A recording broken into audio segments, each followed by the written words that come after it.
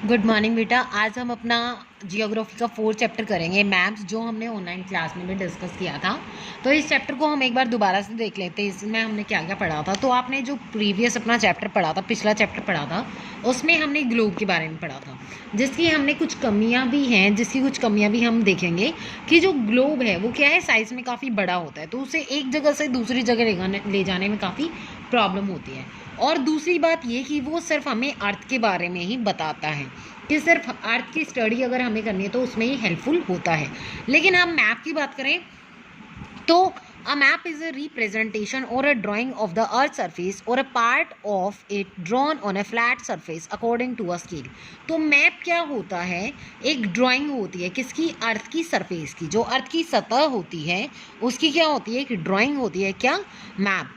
और एक पार्ट, या फिर हम क्या कर सकते हैं, मैप पे जो हमारी पूरी अर्थ है, जैसे मान लीजिए हमारी पूरी अर्थ है, ठीक है, वर्ल्ड का मैप इसी तरीके से होता है ना, इस तरीके से इसके अंदर पूरा हमारा वर्ल्ड बनाया जाता है।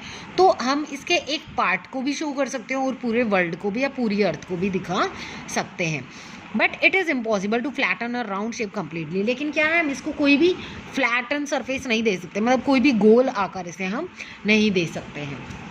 इसके अलावा जैसे एक एग्जांपल यहाँ पे हम ले सकते हैं कि अगर हमें इंडिया क्या करना है, पेज पे ड्रॉ करना है, ठीक है, तो हम क्या कर सकते हैं, मैप पे उसे इंडिया को अच्छे से शो कर सकते हैं। ग्लोब क्या होता है, अगर आपकी ग्लोब की बात करें तो वो क्या होता है, 3D एनिमेशन होता है। अगर मैप की बात करें तो वो क्या होता है, 2D एनिमेशन होता है, ठीक है। ये होता है 3D animation of the earth, और ये क्या होता है आपका 2D animation of the earth. Map से क्या हो सकता है, हम डिटेल में किसी भी चीज़ के बारे में जान सकते हैं। अगर हम मैप की बात करें तो मैप बहुत सारे वेरियस पर्पसेस होते हैं, जिसकी वजह से वो क्या होता है, काफ़ी हमारे लिए यूज़फुल होता है। इस पे क्या हो सकता है, जो हम छोटे छोटे एरियाज़ होते हैं और फैक्ट्स होते हैं उनको बहुत अच्छे से जान सकते हैं। इसके अलावा जैसे हमारी बुक होती है, इसमें भी क्या होते हैं, बहुत सारे फैक्ट्स होते हैं जिनके बारे में हम डिस्कस कर सकते हैं या जान सकते हैं। ये हमें क्या करता है, ज़्यादा से ज़्यादा क्या होता है, इन्फॉर्मेशन देता है। इसके अलावा क्या होता है, जब बहुत सारे मैप मिलके एक साथ एक बुक में बहुत सारे मैप होते हैं तो वो मिलके क्या बनाते हैं, एटलस कहलाते हैं। जैसे आपने डिस्कस भी किया होगा या फिर आपने लास्ट क्लासेस में भी देखा होगा, या फिर आगे आने वाली क्लासेस में भी आप लोग देखोगे कि आपके अलग से एक बुक भी लगाई जाती है जो क्या होती है, एटलस कहलाती है। अब इस एटलस की बुक में क्या होता है, आपके विभिन्न विभिन्न प्रकार के जो मैप्स होते हैं वो होते हैं, जैसे फिजिकल भी, पॉलिटिकल भी, वर्ल्ड का, इंडिया का, साउथ अमेरिका, साउथ अफ्रीका, मतलब अलग अलग देशों के मैप्स होते हैं, ठीक है। तो बुक मिलके क्या बनाती है, जब बहुत सारे मैप किसी एक बुक फॉर्म में होते हैं तो वो मिलके क्या बनाते हैं, एटलस बनाते हैं। तो आज हम इस चैप्टर में क्या क्या पढ़ेंगे, हम इसमें डिफरेंट टाइप ऑफ मैप्स के बारे में पढ़ेंगे, जिसमें हम physical map, political map, thematic map के बारे में डिस्कस करेंगे। इसके अलावा कंपोनेंट्स भी डिस्कस करेंगे कि मैप के कौन से कंपोनेंट्स होते हैं, जिसमें हम डिस्टेंस, डायरेक्शन और सिंबल के बारे में। और लास्ट टॉपिक हमारा रहेगा स्केच और प्लान। अब हम अपना सबसे पहले टॉपिक डिस्कस करते हैं, डिफरेंट टाइप्स ऑफ मैप्स। तो इसमें सबसे पहले आता है आपका फिजिकल मैप। फिजिकल मैप कौन सा मैप होता है, map showing natural features of the earth, जो अर्थ की नेचुरल फीचर्स को दिखाता है। नेचुरल मतलब जो प्राकृतिक विशेषताएं होती हैं, जैसे आपके पहाड़ हो गए, आपके मैदान हो गए, पठार हो गया, नदियाँ हो गई, महासागर हो गई, वो सब क्या है, फिजिकल मैप में हम दिखा सकते हैं, ठीक है। और वो क्या होते हैं, फिजिकल, या उन्हें रिलीफ मैप भी बोला जाता है। इसकी पिक्चर भी मैं आपको शो कर देती हूँ जिससे आपको और क्लियर हो जाएगा। एक और बात कि फिजिकल मैप की क्या होती है, ये अंदर से प्लेन होता है और इसकी कोई भी बॉर्डर नहीं होता है। तो यहाँ पे आप देखोगे ये आपका फिजिकल मैप है, जिसकी क्या है, चारों तरफ से बाउंड्री है, लेकिन अंदर क्या है, कोई भी बाउंड्री अंदर की तरफ नहीं है। अंदर से ये क्या है, प्लेन है और इसका कोई भी बॉर्डर नहीं है। और इसमें आप जितने भी माउंटेन हो गए, प्लेट्यूज हो गए, प्लेन्स, रिवर्स, ओशियंस को अच्छे से दिखा सकते हो। नेक्स्ट आता है आपका political map. Political map showing cities, towns and villages.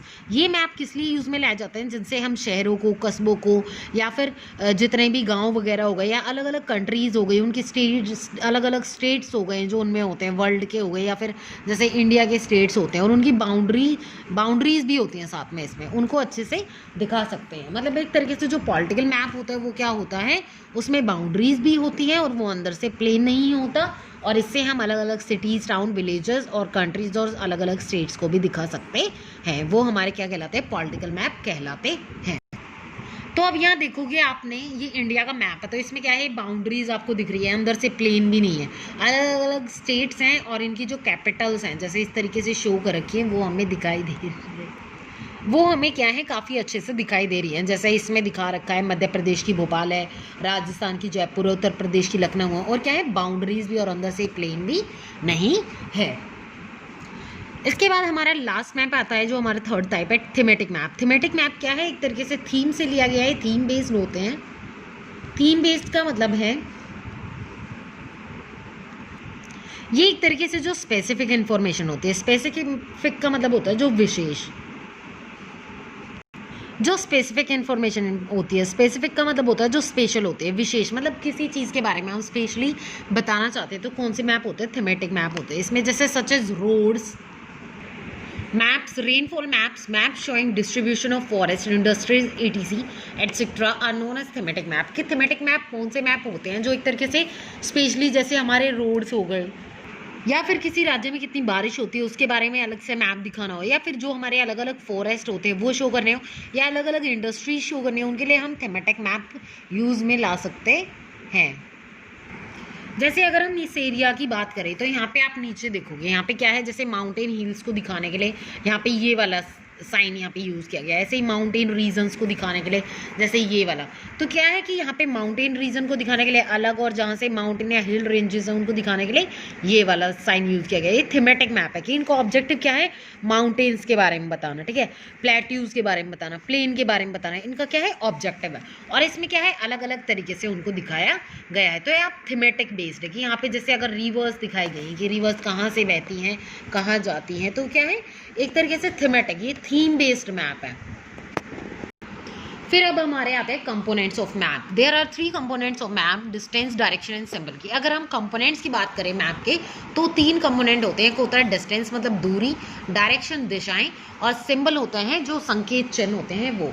तो अगर हम डिस्टेंस की बात करें तो डिस्टेंस क्या होता है कि मैप्स क्या होते हैं कि वर्ल्ड के भी हो सकते हैं और किसी एक पार्ट के भी हो सकते हैं, जिसे हम एक पेपर की शीट पे शो करते हैं, ठीक है। तो इसमें क्या होता है, और we can say maps are drawn to reduce scale, कि मैप क्यों बनाए जाते हैं, ताकि हम किसी भी स्केल को, किसी भी लंबी जो दूरी होती है, डिस्टेंस होता है, उसको हम छोटी तरीके से दिखा सकें। जैसे अगर हम वर्ल्ड की बात करें, हमारा वर्ल्ड बहुत ज़्यादा बड़ा है, ठीक है, संसार बहुत बड़ा है, लेकिन हम क्या करते हैं एक पेपर की शीट पे क्या करते हैं उसको शो कर देते हैं पूरे वर्ल्ड को।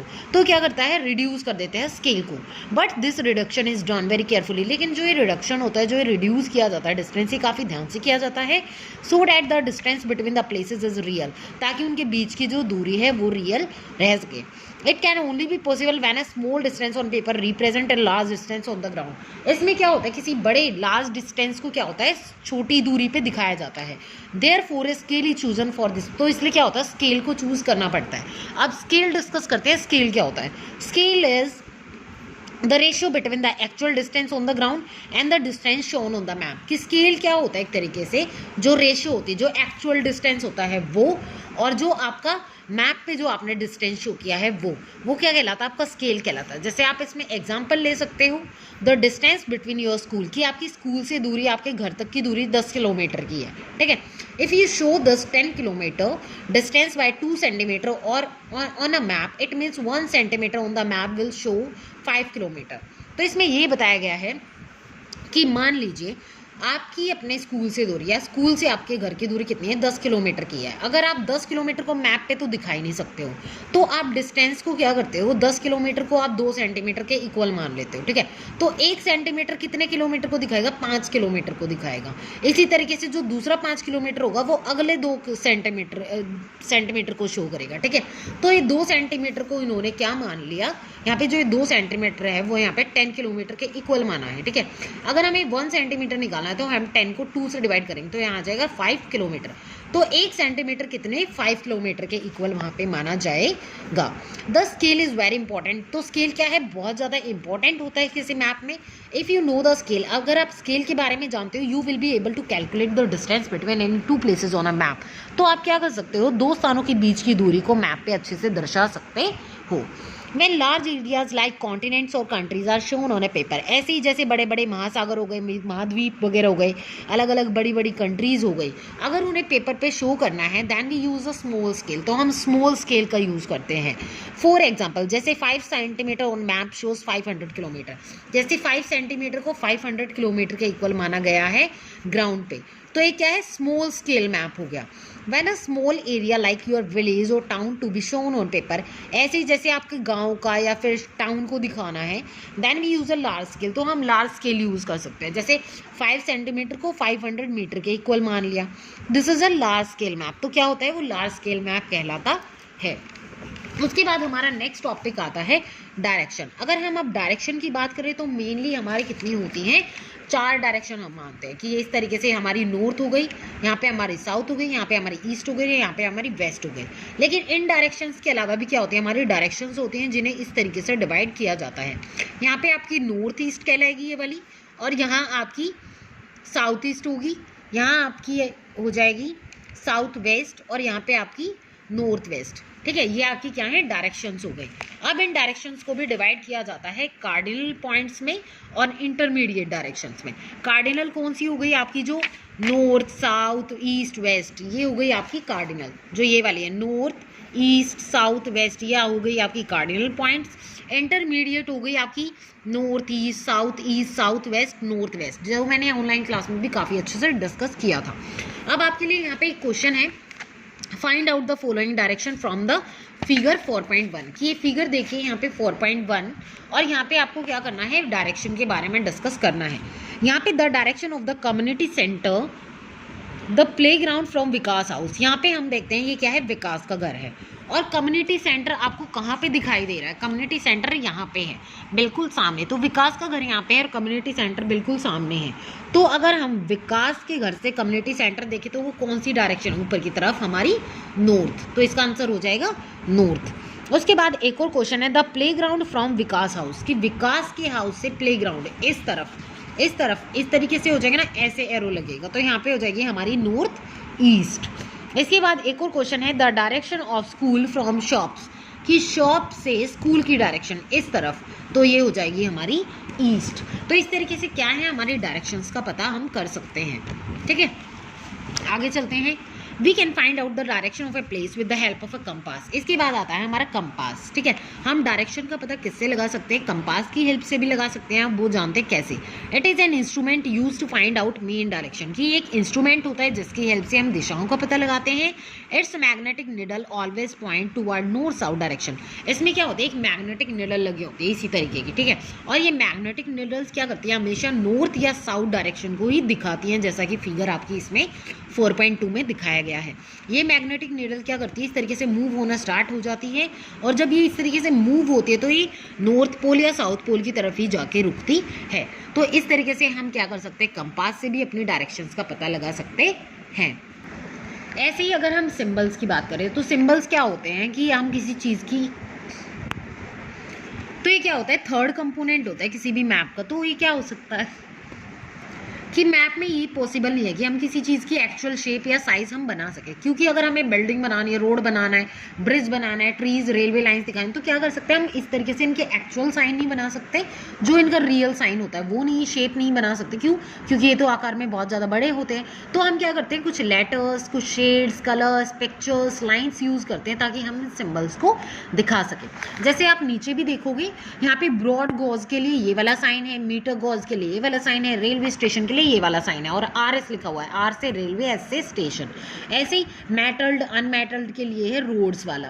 ठीक है, ऐसे ही इंटरनेशनल, स्टेट, डिस्ट्रिक्ट उनके लिए साइन है। रिवर के, नदी के लिए इस तरीके से बनाया गया और ब्लू दिखाया गया है।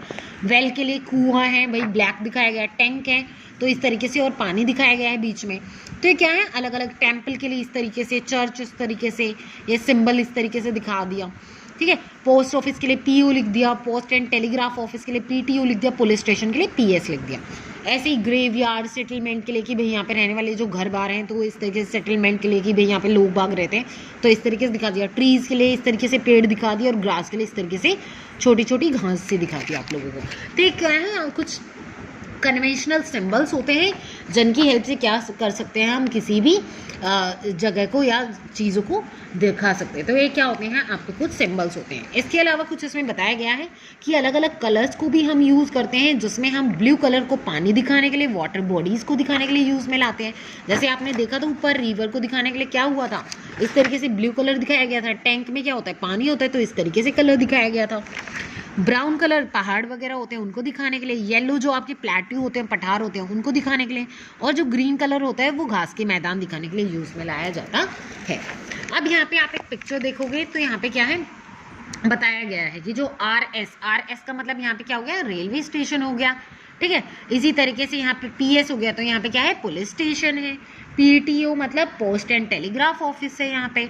तो यहाँ पे स्कूल हो गया, और ये इस तरीके से क्या हो गया, एक तरीके से मंदिर शो कर दिया यहाँ पे, और ये नदी बह रही है तो ये ब्लू कलर की दिखा दी, ठीक है। यहाँ पे पानी है, तो ये पानी मतलब यहाँ पे पानी है, यहाँ पे ऊपर ये है नॉर्थ डायरेक्शन दिखाई गई है।